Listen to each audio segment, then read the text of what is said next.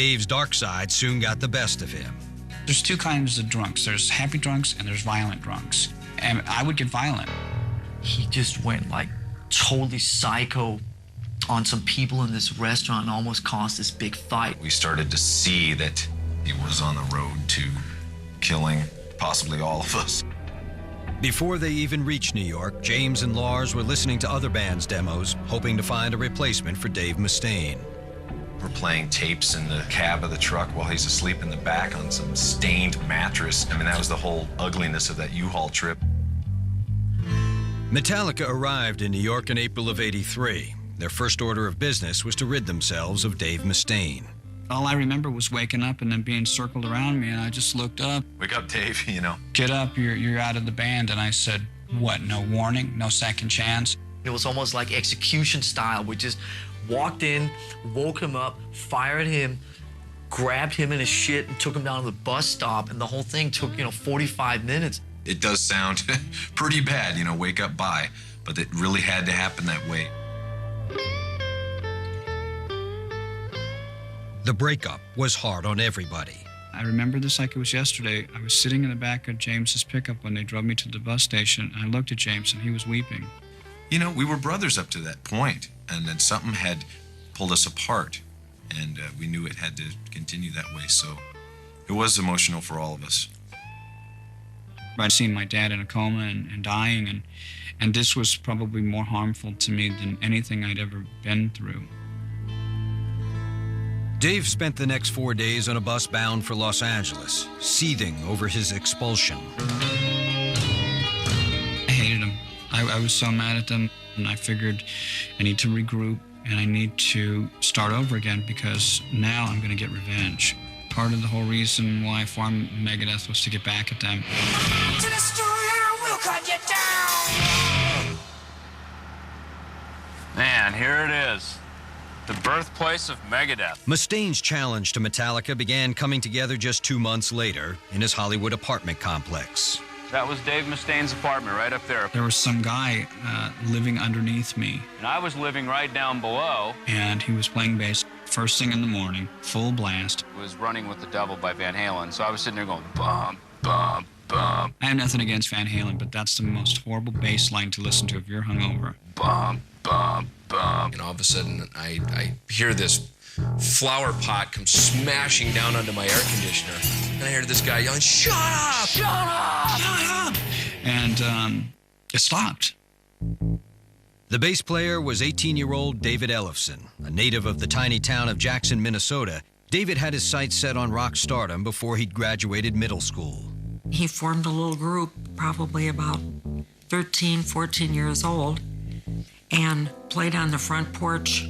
Mothers made sandwiches and lemonade and invited all the neighbors in and all the kids. All I wanted to do was be in a rock band. That was it. In the summer of '83, David left Minnesota and headed to L.A. to chase his dream. We had a lot of reservations.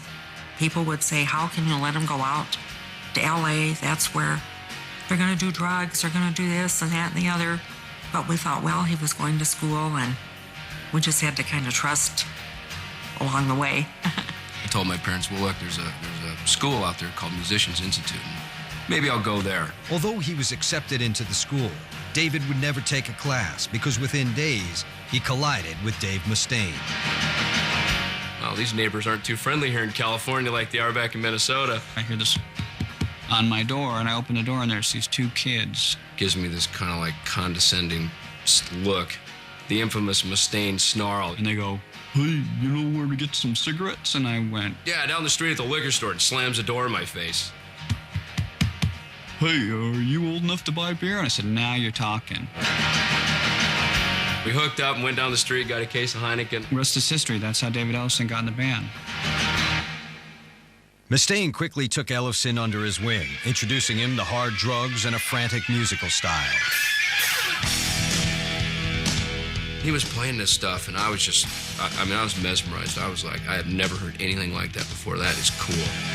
The two began auditioning lead singers for the band, but none of them could match Mustaine's intensity.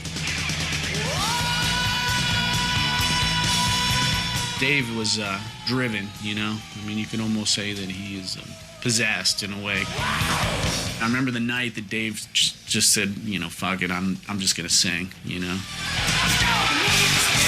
Even before the band's lineup was complete, Dave Mustaine had settled on a name for it, a word he'd stumbled upon during his darkest hour.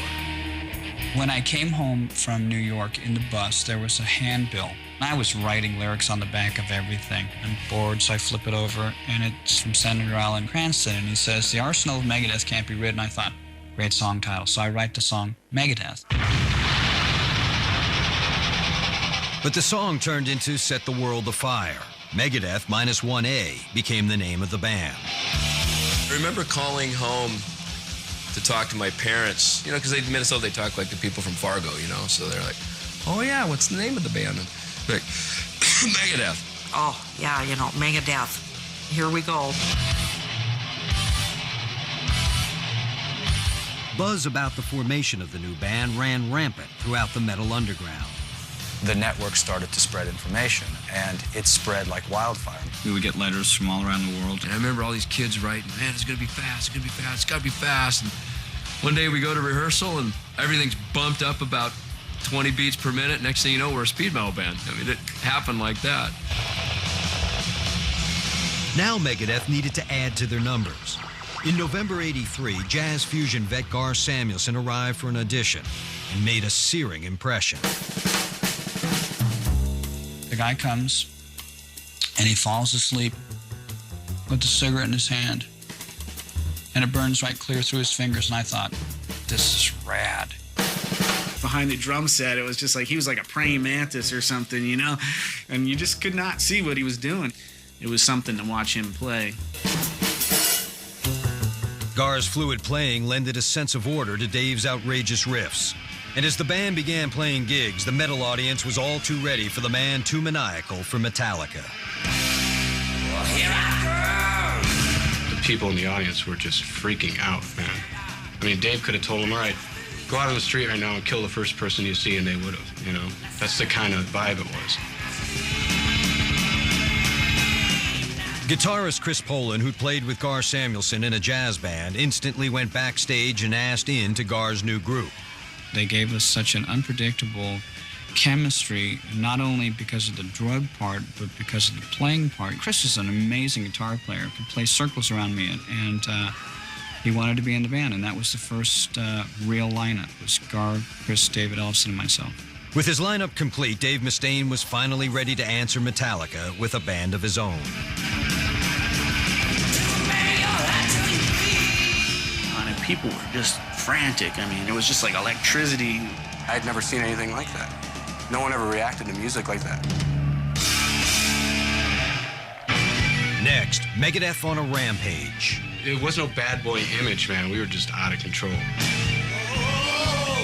We were just, you know, all guns blazing, and at all times, 24/7.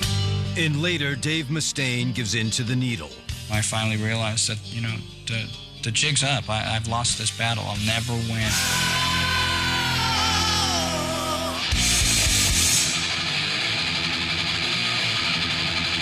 Just months after his expulsion from Metallica, Dave Mustaine rebounded by forming a rival band called Megadeth. But in the winter of '83, his old bandmates stole his thunder when they released their debut album, Kill 'Em All. I remember the day Kill 'Em All came out, and I listened to it, and I heard the first song, and my stuff was on there. I was fuming because I told him not to use my music. His ex-bandmates maintained Dave said nothing of the kind. Still, Mustaine was now more determined than ever to outmuscle Metallica. He sped up the tempo of Megadeth's assault and made his lyrics even more nihilistic. We're going to do basically what we set out to do, and that's break all the rules and have as much fun while we're doing it as we can. The mission statement was to have the fastest, Utmost heaviest, utmost furious, ultra furious metal band ever. We didn't care about the future. We just wanted to be the most dangerous band on the planet. Then it was in our contract to, you know, to basically break all the laws of God and man, I guess, you know. So that's what we did.